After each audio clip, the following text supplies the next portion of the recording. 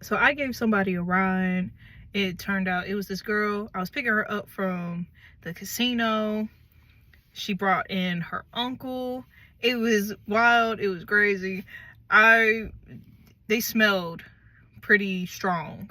That's what I'm gonna say. I'm gonna just leave it at that. They smelled really strong. And in my brain, I was just going, oh my gosh, these people. They paid for a ride, so it's like, okay, I'm gonna give them this ride. But man, she starts talking, and you ever hear someone start getting into something and you're thinking, why in the world are they telling me this? Like, did I ask? Did I ask? No.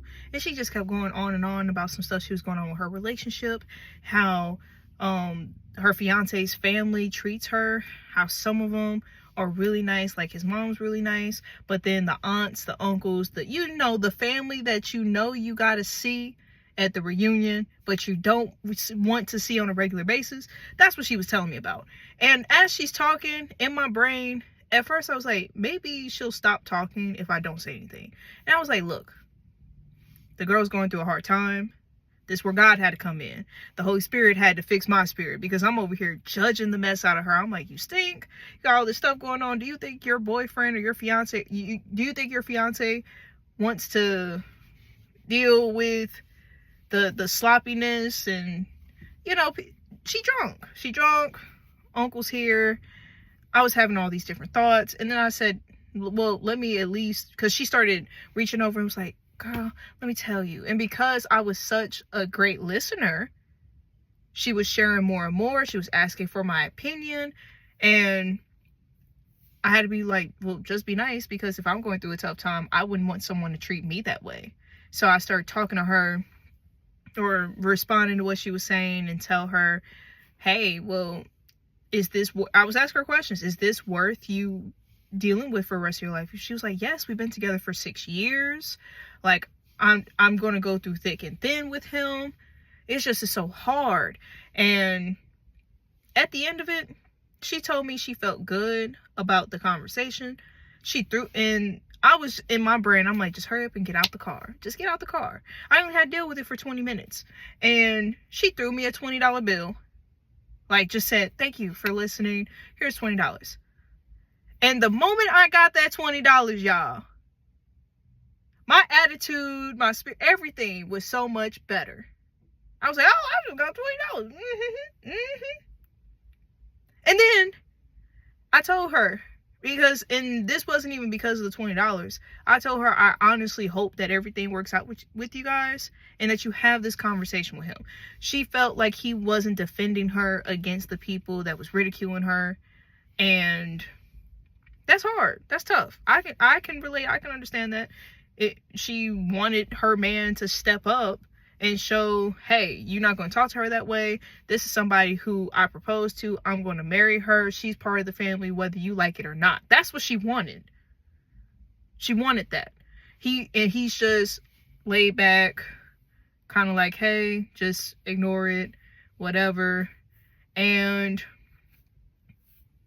thinking about that, there are a lot of men, I feel, who struggle with separating family from the family that they are creating. And I don't know why, like, after this happened, I've gotten different stuff in my algorithm, or different videos that's just showing boundaries with family, and how parents need to realize that they're no longer children at that point. That's still your kids.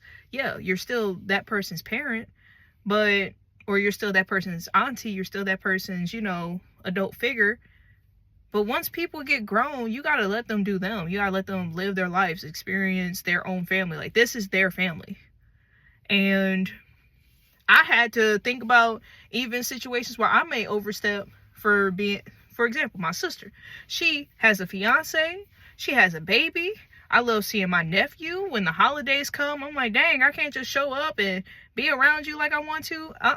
She's growing her own family. She literally has her own individual household now.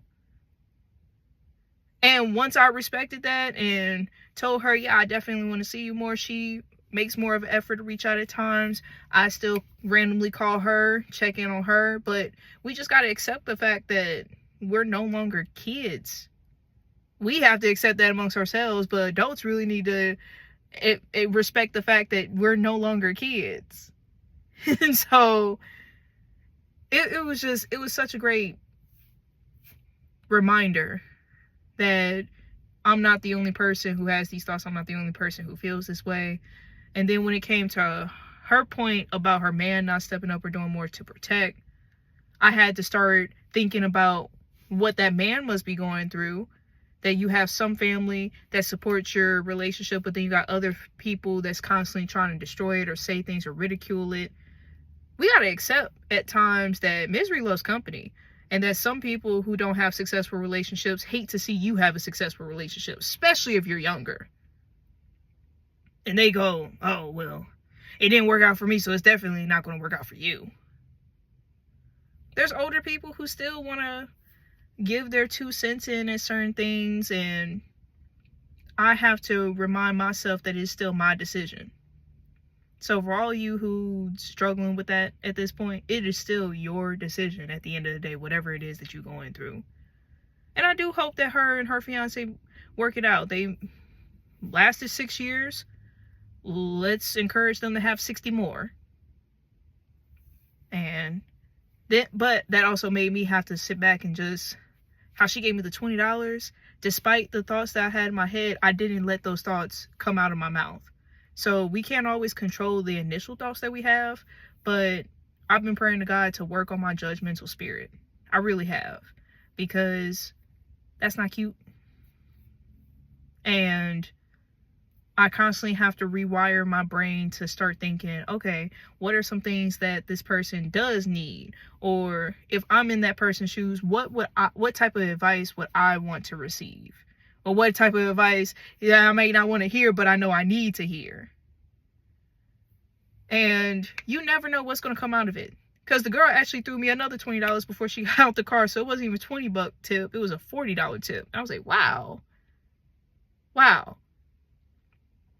And part of me felt bad because of how badly I was judging her.